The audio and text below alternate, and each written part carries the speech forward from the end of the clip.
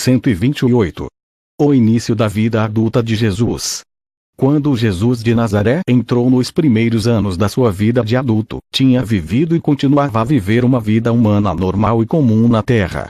Jesus veio a este mundo como as outras crianças vêm, e em nada interferiu na escolha dos seus pais. Ele escolheu este mundo, em particular, como o planeta onde efetuar a sua sétima e última auto-outorga, a sua encarnação à semelhança da carne mortal. Mas, a parte isso, veio ao mundo de um modo natural, crescendo como uma criança do reino e lutando com as vicissitudes do seu meio ambiente exatamente como o fazem os outros mortais neste, e em mundos semelhantes. Tenhais sempre em mente que a auto-outorga de Michael, em Urantia, teve duplo propósito. Alcançar a mestria, por meio da experiência, que advém de viver plenamente a vida de uma criatura humana na carne mortal. A complementação final da sua soberania em Nebadon.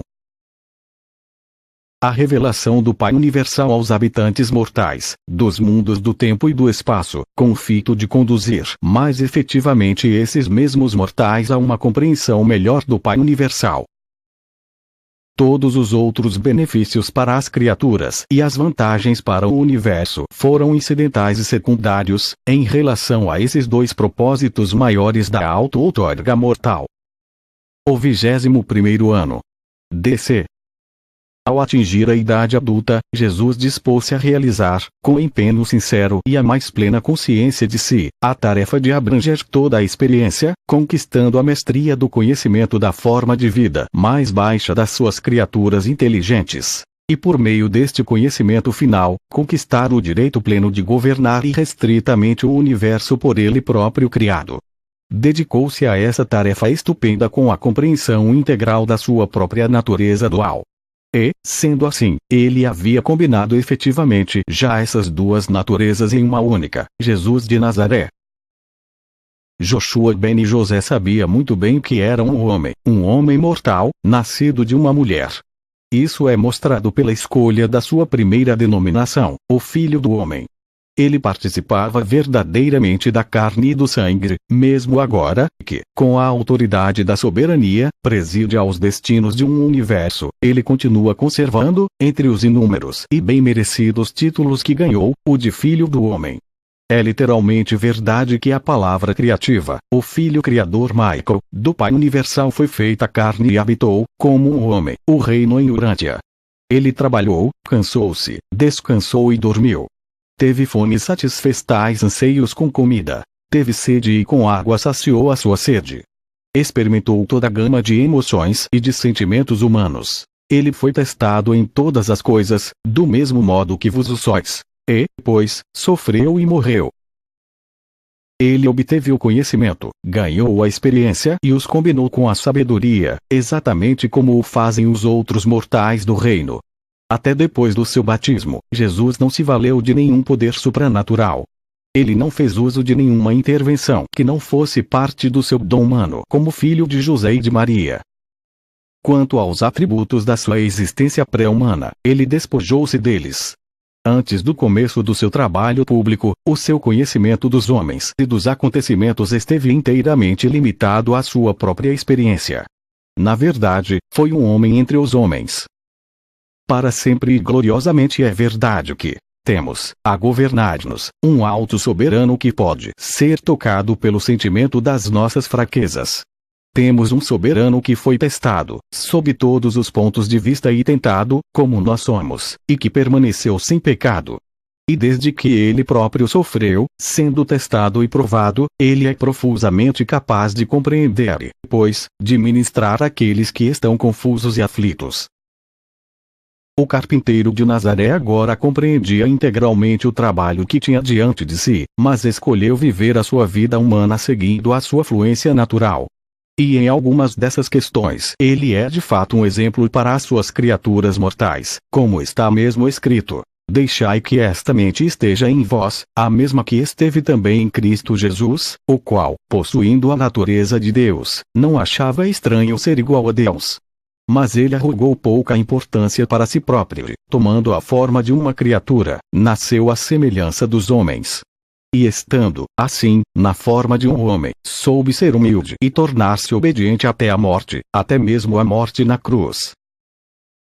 Ele viveu a sua vida mortal como todos os outros da família humana podem viver as suas vidas. Ele que, nos dias da sua encarnação, tão frequentemente ofereceu preces e súplicas, com uma grande emoção mesmo, e com lágrimas àquele que é capaz de salvar de todo o mal, e as suas preces foram eficientes porque ele acreditou.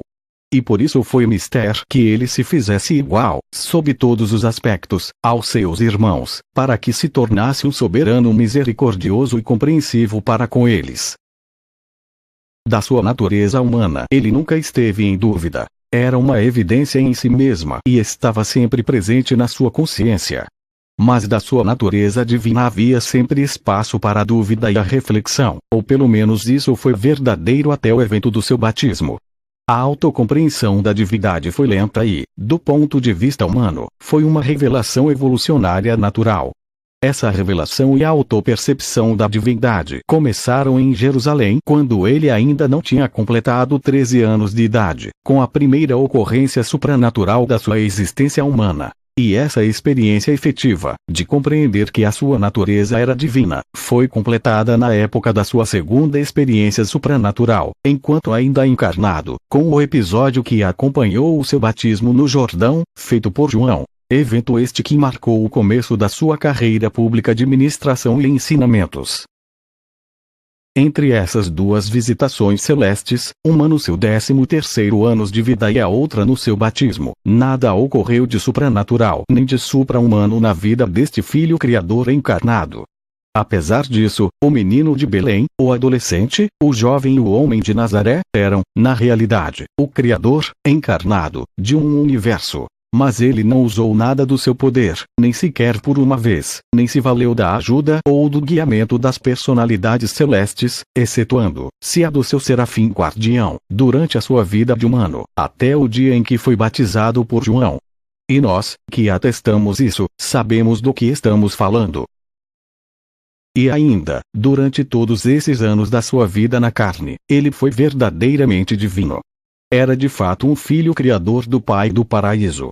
Quando abraçou a sua carreira pública, depois de haver completado tecnicamente a sua experiência puramente mortal, para a conquista da soberania, ele não hesitou em admitir publicamente que era o Filho de Deus.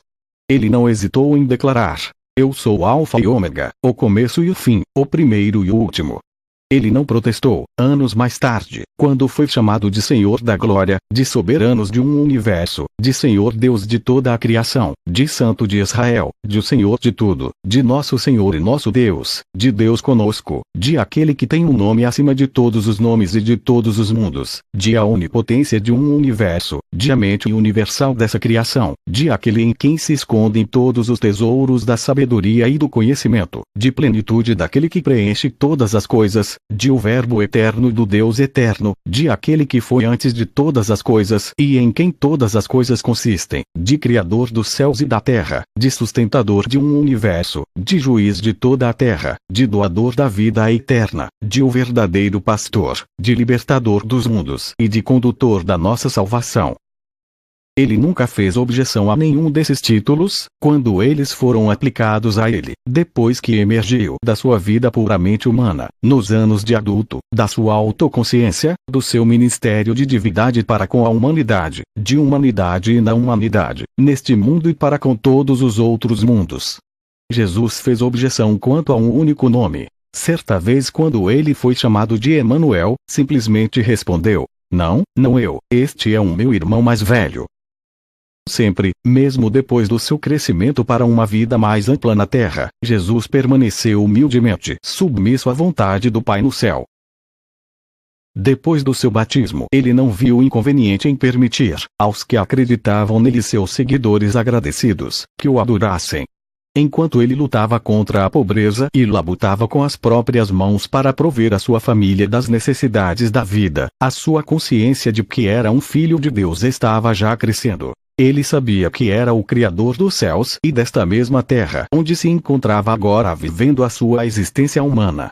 E as hostes de seres celestes que o observavam, em todo o vasto universo, do mesmo modo, sabiam que este homem de Nazaré era o seu amado soberano e Pai Criador. Uma expectativa profunda invadiu o universo de Nebadon durante esses anos. Todos os olhos celestes estavam focalizados continuamente em Urântia, e na Palestina. Nesse mesmo ano, Jesus foi a Jerusalém, com José, para celebrar a Páscoa. Tendo levado Tiago ao templo para a consagração, ele considerou um dever seu também levar José. Jesus nunca demonstrou nenhum grau de parcialidade ao lidar com a sua família. Foi com José a Jerusalém pela estrada usual do Vale do Jordão, mas retornou a Nazaré pelo caminho do leste do Jordão, que passava por Amatus.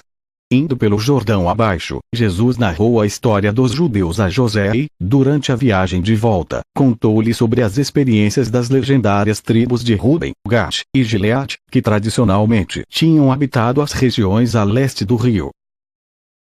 José fez muitas perguntas sugestivas a Jesus a respeito da missão da sua vida, mas a maioria delas Jesus responderia apenas: "Minha hora ainda não chegou." Contudo, nessas conversas familiares, muitas palavras escapavam e delas José relembraria durante os acontecimentos comoventes dos anos seguintes.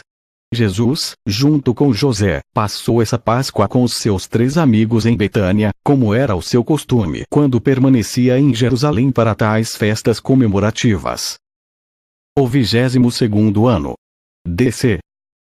Esse foi um dos vários anos durante os quais os irmãos e as irmãs de Jesus estavam enfrentando as provações e as atribulações comuns aos problemas e reajustamentos da adolescência.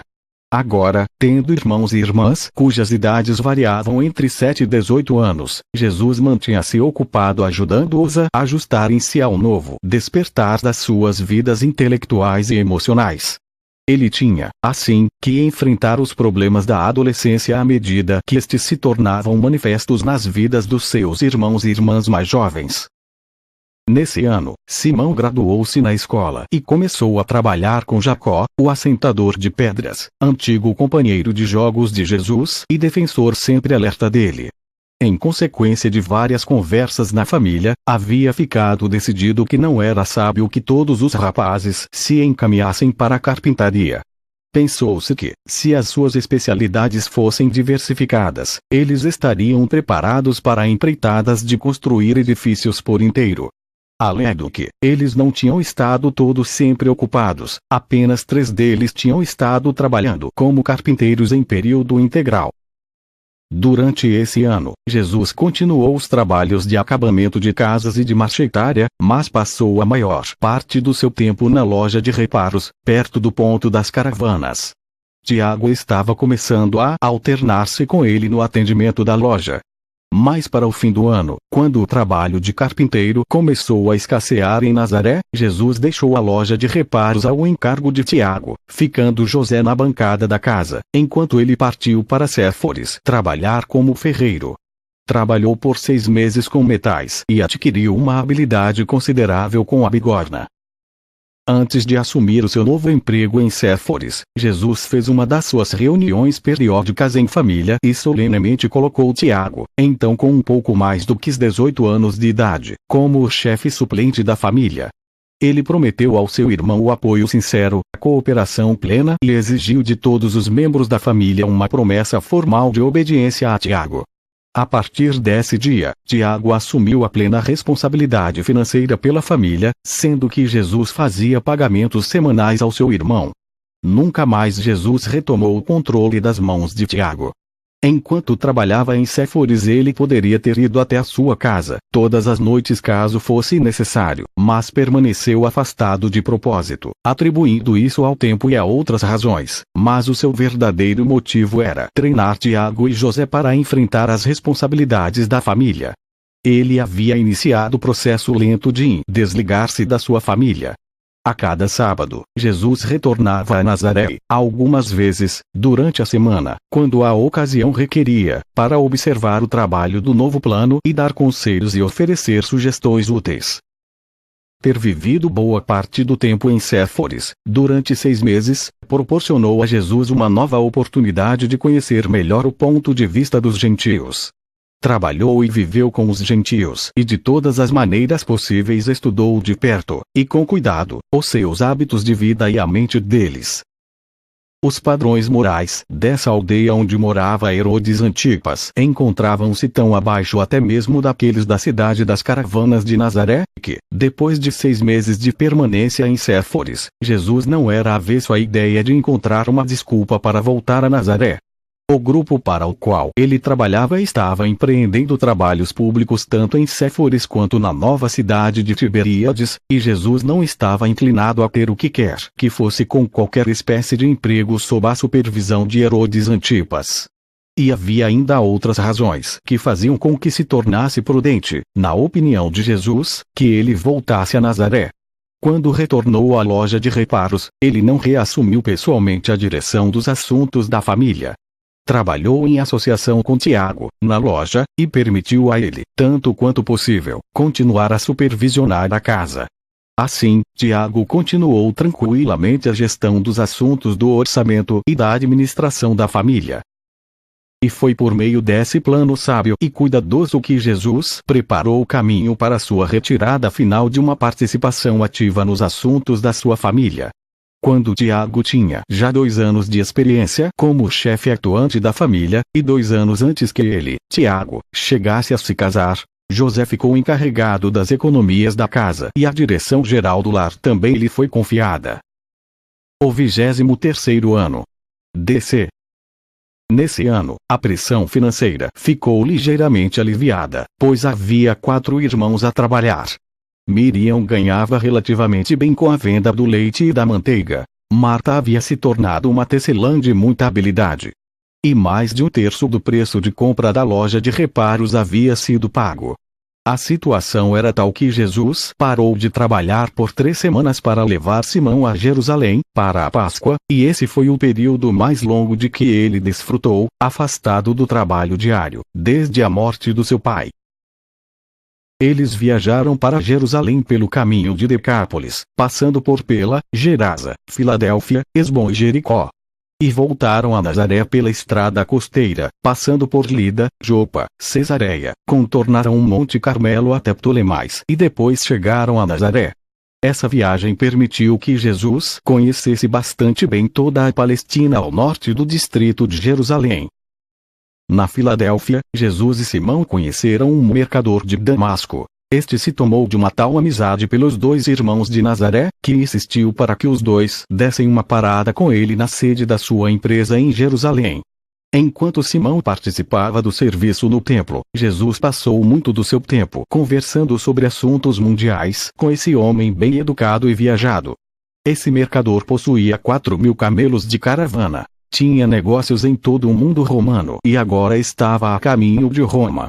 E propôs que Jesus fosse a Damasco para integrar os seus negócios de importação oriental, mas Jesus explicou-lhe que não se sentia no direito de afastar-se tanto da sua família naquele momento.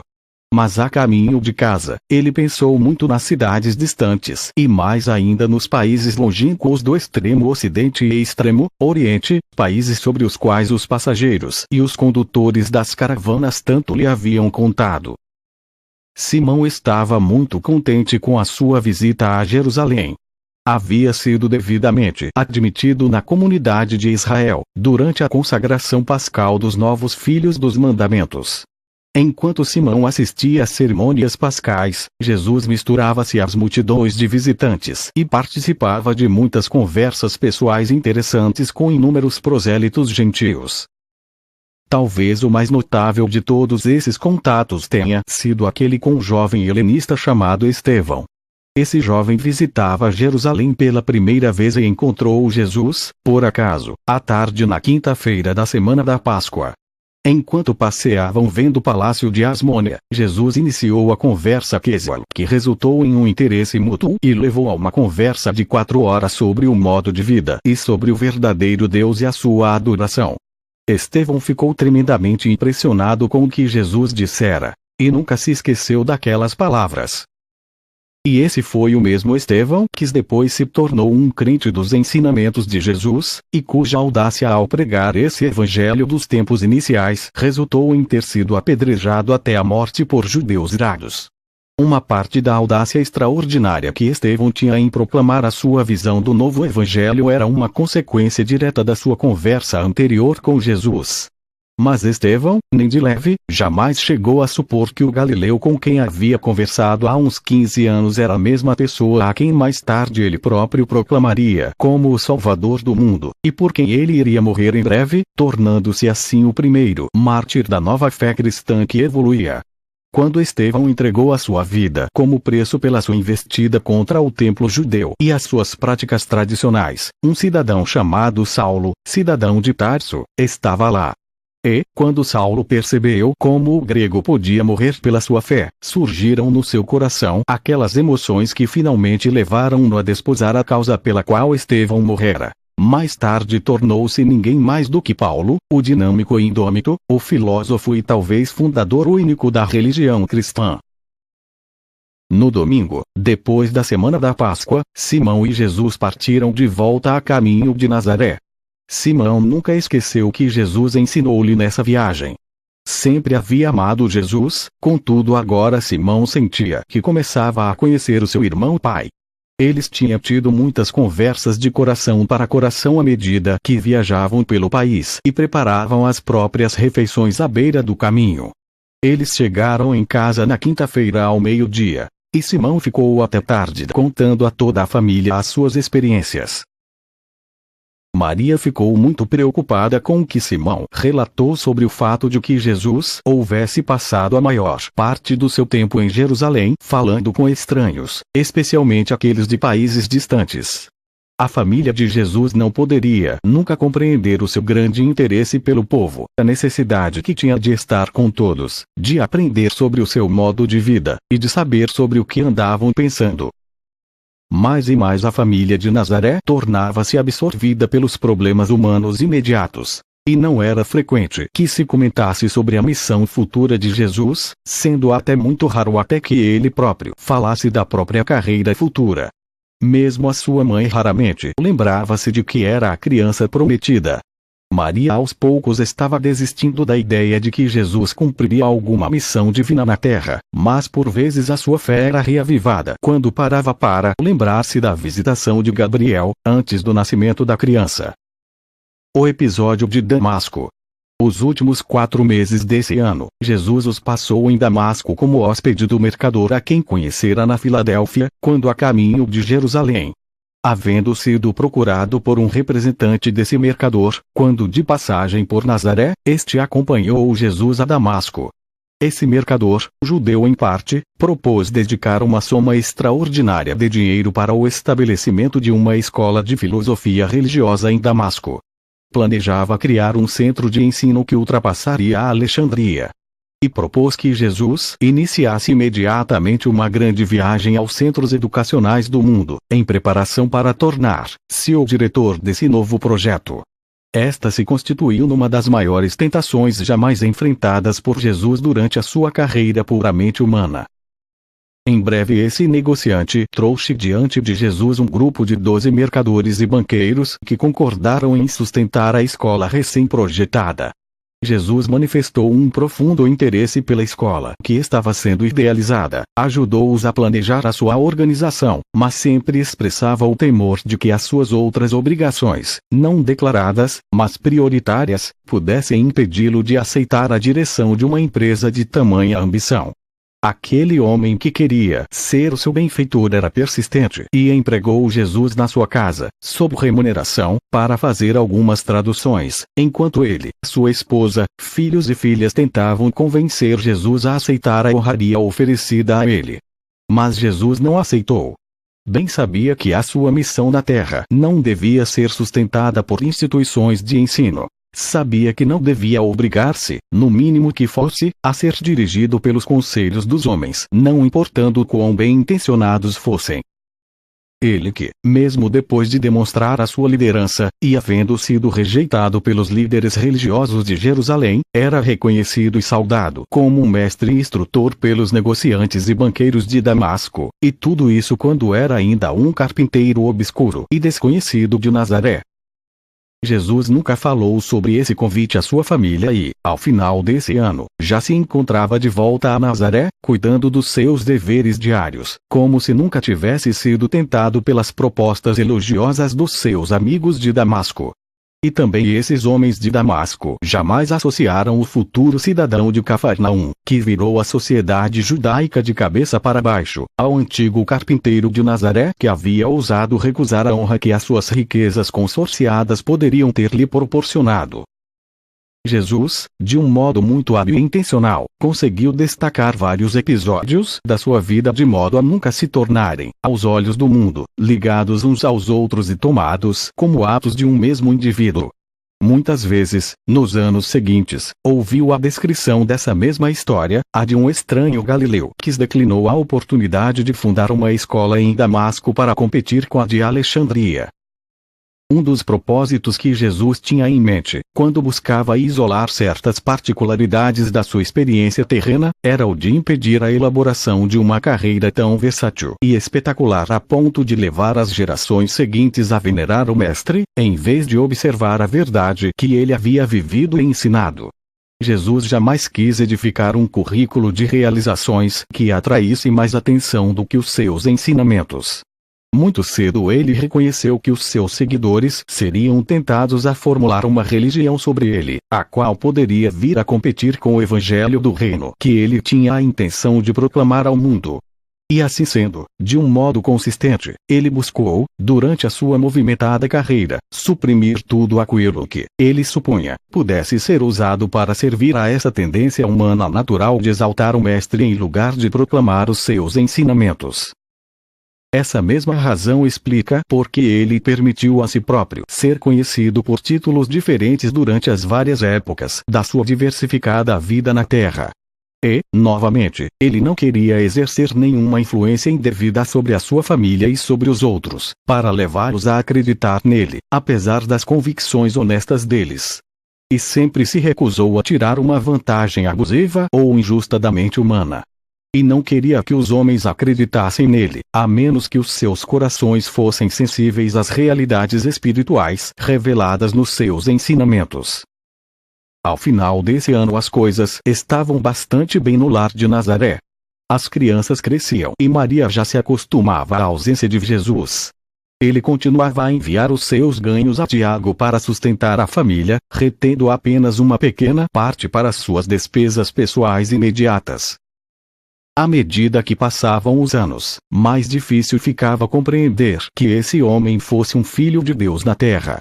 Ele parecia tornar-se exatamente um indivíduo do reino, apenas mais um homem entre os homens. E foi ordenado pelo Pai no céu que tal outorga devesse mesmo desenvolver-se desse modo. O 24º ano. DC. Esse foi o primeiro ano em que Jesus ficou relativamente livre das responsabilidades da família. Tiago vinha tendo muito êxito em gerir o lar, contando com a ajuda de Jesus nos conselhos e nas finanças.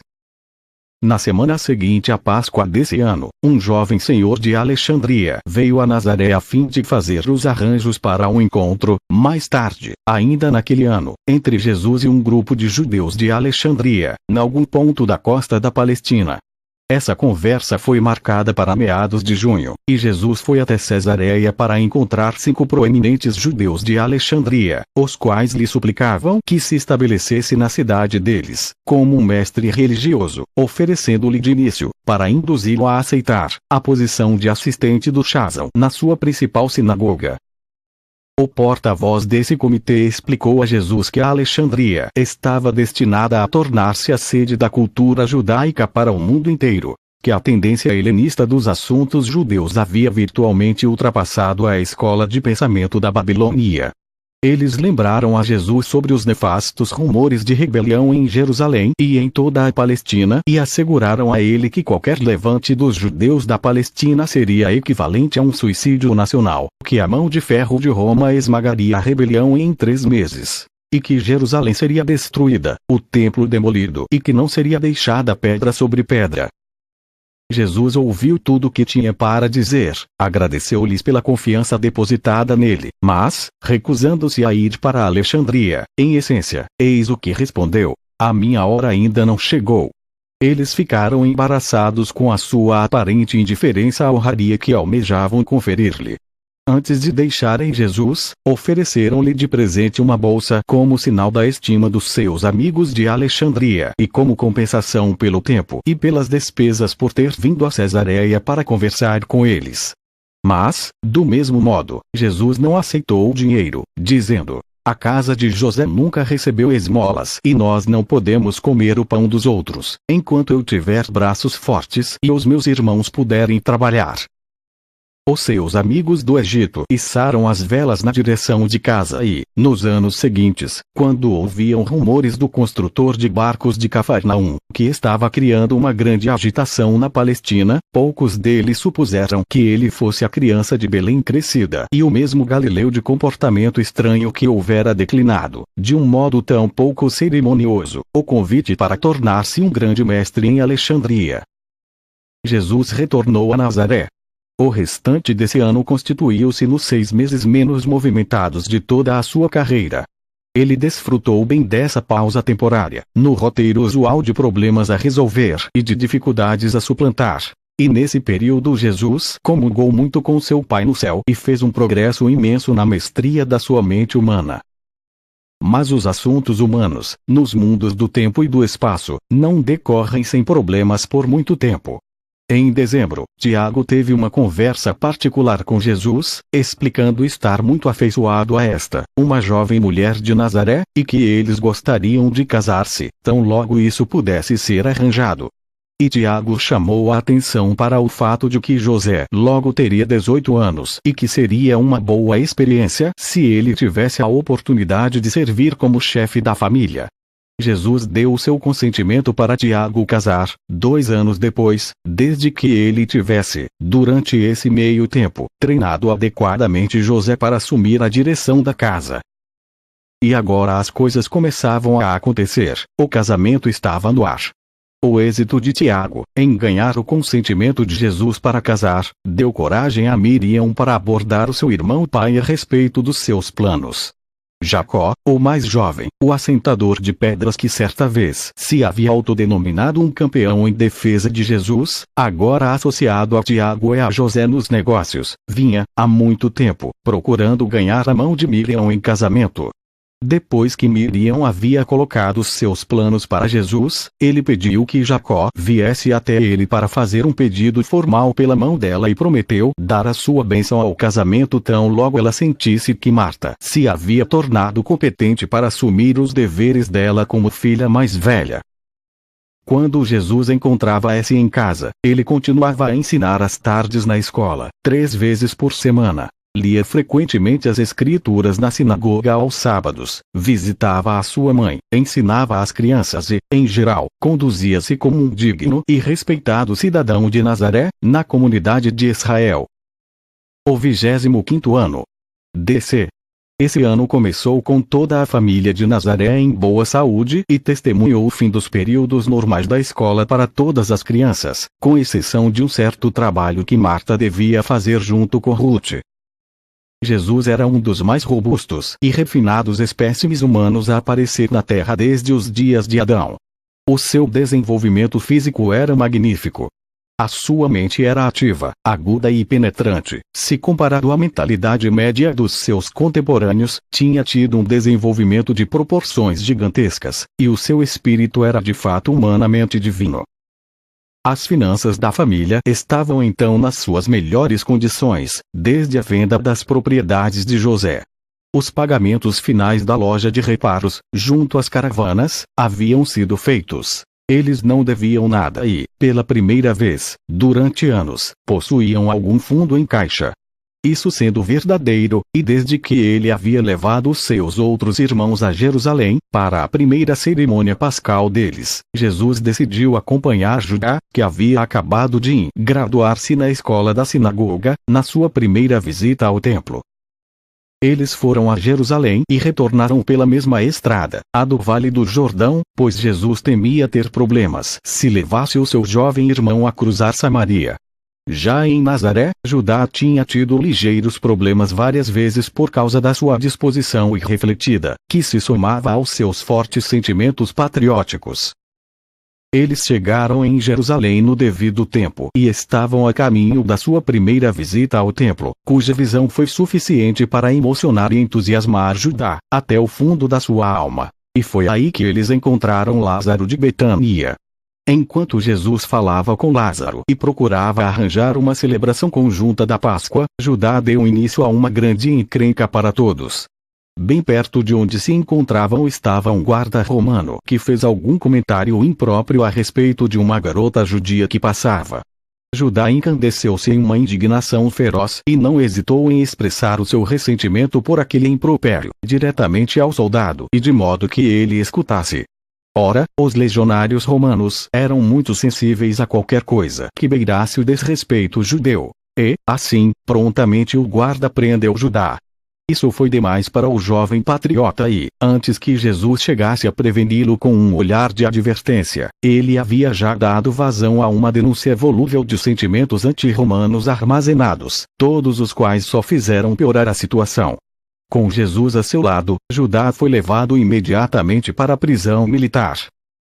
Jesus tentou obter uma audiência imediata para Judá ou conseguir a sua libertação em tempo para a celebração da Páscoa, naquela noite, mas fracassou nessas tentativas.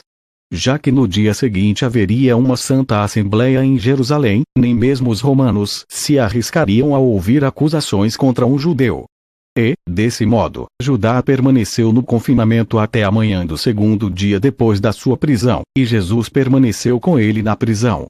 Eles não estiveram presentes ao templo para a cerimônia da recepção dos filhos da lei na cidadania plena de Israel.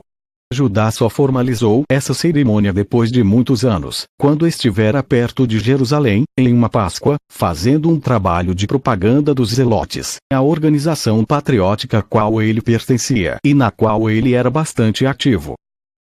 Na manhã seguinte ao segundo dia em que estiveram presos, Jesus compareceu diante do magistrado militar em defesa de Judá. Por meio de um pedido de desculpas, em função da juventude do seu irmão, e por meio de esclarecimentos complementares judiciosos com referência à natureza provocativa do episódio que tinha levado à prisão do seu irmão, Jesus conduziu o caso de tal modo que o magistrado expressou a opinião de que o jovem judeu poderia ter tido alguma desculpa possível para sua explosão de violência. Depois de advertir Judá a não se permitir novamente ser culpado de tal temeridade, disse a Jesus ao dispensá-los: é melhor manter os seus olhos no jovem. Ele é capaz de atrair muita confusão para todos vós. E o juiz romano falava a verdade. Judá causou muitos aborrecimentos para Jesus. E estes eram sempre problemas da mesma natureza, conflitos com as autoridades civis, por causa das suas explosões impensadas e pouco sábias de patriotismo. Jesus e Judá foram até Betânia, para passar a noite, e explicaram por que eles haviam deixado de cumprir o compromisso da ceia da Páscoa, partindo na manhã seguinte para Nazaré. Jesus não contou à família sobre o aprisionamento do seu jovem irmão em Jerusalém, mas teve uma longa conversa com Judá sobre esse episódio, umas 3 semanas depois de retornarem. Após essa conversa com Jesus, o próprio Judá contou o acontecido à família. E jamais se esqueceu da paciência e da indulgência que o seu irmão pai manifestou durante toda essa experiência difícil. Essa foi a última Páscoa que Jesus passou com um membro da sua própria família. O Filho do Homem distanciava-se cada vez mais da sua própria carne e sangue. Nesse ano as suas temporadas de meditação profunda foram muitas vezes interrompidas por Ruth e os seus companheiros de brincadeiras. E sempre Jesus se dispunha a adiar a contemplação do seu trabalho futuro, para o mundo e o universo, a fim de compartilhar da alegria infantil e da felicidade da juventude daquelas crianças, que nunca se cansavam de ouvir Jesus contar sobre as experiências das suas várias viagens a Jerusalém. Também gostavam muito das suas histórias sobre os animais e a natureza. As crianças eram sempre bem-vindas à loja de reparos. Jesus mantinha areia, blocos de madeira e calhaus de pedras ao lado da loja, e as crianças ficavam ali se divertindo. Quando se cansavam das brincadeiras, os mais intrépidos iam dar uma olhada dentro do ateliê. Se o dono não estivesse muito ocupado, eles ousavam entrar e dizer: Tio Joshua, venha e conte-nos uma grande história. Então eles o levavam para fora, puxando pelas mãos até que ele se assentasse na pedra favorita, perto da esquina da loja, com as crianças no chão, em um semicírculo diante dele. E como os pequeninos gostavam do tio Joshua, estavam aprendendo a rir, e a rir de coração. Era costume, de um ou dois dos menores, subirem nos seus joelhos e assentarem-se lá, olhando maravilhados para as suas feições expressivas, enquanto ele contava as suas histórias. As crianças amavam Jesus, e Jesus amava as crianças. Era difícil para os seus amigos compreender o alcance das suas atividades intelectuais. Como podia tão súbita e tão completamente passar de uma profunda discussão sobre política, filosofia ou religião, para as brincadeiras leves e alegres com essas crianças de 5 a 10 anos de idade? Como os seus próprios irmãos e irmãs haviam crescido, ele dispunha de mais tempo para o lazer. Antes que viessem os netos, ele dava muita atenção a esses pequeninos. No entanto, Jesus não viveu na terra um tempo suficiente para desfrutar dos netos. O 26º ano. DC. No começo desse ano, Jesus de Nazaré tornou-se profundamente consciente de que possuía um poder potencial muito vasto. Mas estava, do mesmo modo, plenamente convencido de que esse poder não devia ser utilizado pela sua personalidade de filho do homem, ao menos não até que a sua hora chegasse. Nessa época Jesus falava pouco, mas pensava muito, sobre a relação com seu Pai no céu. E a conclusão de todo esse pensar foi expressa certa vez na sua oração no topo da montanha, quando ele disse: a despeito de quem eu seja e do poder que possa ou não exercer, eu tenho sempre sido, e sempre serei, submisso à vontade do meu Pai do paraíso. E ainda, quando esse homem caminhava por Nazaré indo e vindo do seu trabalho, era literalmente verdadeiro, naquilo que concerne a todo um vasto universo, que nele estavam guardados todos os tesouros da sabedoria e do conhecimento. Durante todo esse ano, os assuntos da família correram tranquilamente, exceto no que se referia a Judá. Durante anos Tiago teve problemas com o mais jovem dos seus irmãos, que não estava inclinado a estabelecer-se para trabalhar e em quem não se podia confiar para participar das despesas da casa. Conquanto vivesse em casa, ele não estava consciente de que devia ganhar a sua parte para a manutenção da família. Jesus era um homem de paz e, de tempos em tempos, ficava embaraçado com as explosões beligerantes e com os inúmeros rompantes patrióticos de Judá. Tiago e José eram a favor de expulsá-lo, mas Jesus não consentiria. Quando a paciência deles chegava aos limites, Jesus apenas aconselhava: sede pacientes. Sede sábios nos vossos conselhos e eloquentes nas vossas vidas. Que o vosso irmão mais jovem possa primeiro conhecer o melhor meio, e então que seja levado a seguir-vos. O conselho sábio e afetuoso de Jesus impedia qualquer rompimento na família. Eles permaneciam juntos. Mas Judá só serenou seus sentidos depois do seu casamento. Apenas raramente Maria falava da futura missão de Jesus. Sempre que se fazia referência a essa questão, Jesus apenas respondia: minha hora ainda não chegou. Jesus havia quase completado a difícil tarefa de desacostumar a sua família da dependência da presença imediata da sua personalidade. E estava preparando-os rapidamente para o dia em que iria deixar a sua casa de Nazaré, de uma forma segura, para dar início a uma atividade mais intensa, como um prelúdio para sua ministração real aos homens. Vos nunca deveis perder de vista o fato de que a parte primordial da missão de Jesus, na sua 7ª auto-outorga, deveria ser a aquisição da experiência, enquanto criatura, para a conquista da soberania de Nébadon. E ao colecionar essas experiências também ele faria a revelação suprema do Pai do paraíso ao Grantia e a todo o seu universo local. Em acréscimo a esses propósitos, também Jesus empreendeu a tarefa de desemaranhar os complicados assuntos deste planeta, sobretudo no que se relacionavam à rebelião de Lúcifer.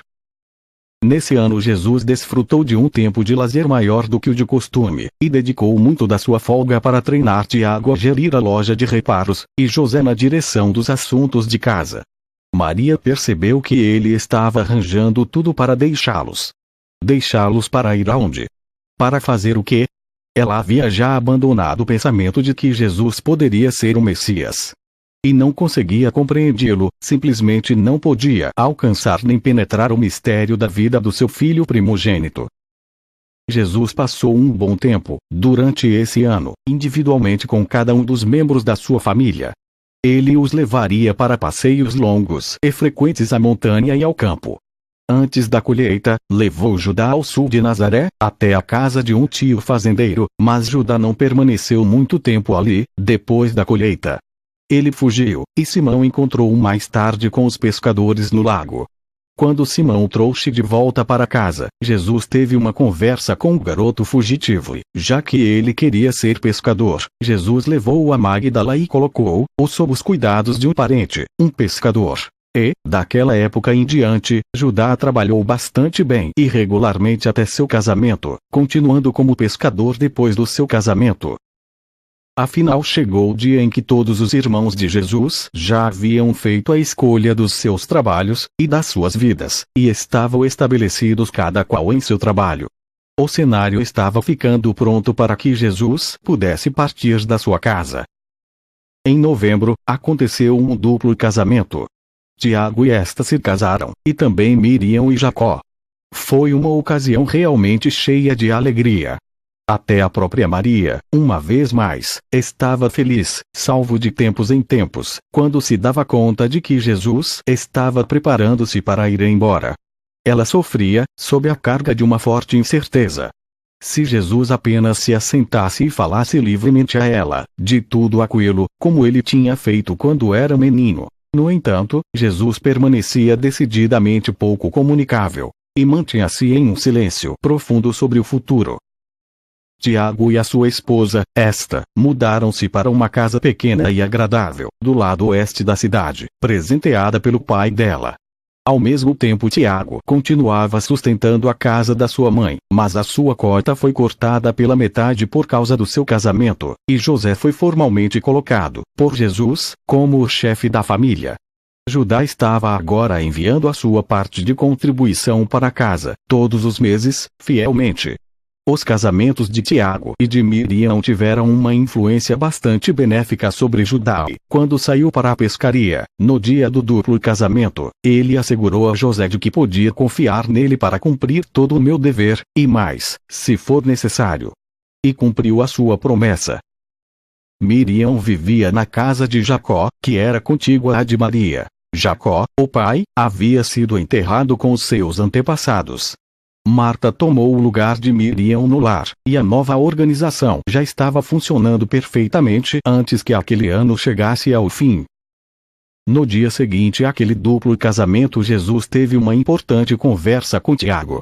Disse a Tiago, confidencialmente, que estava se preparando para deixar o lar.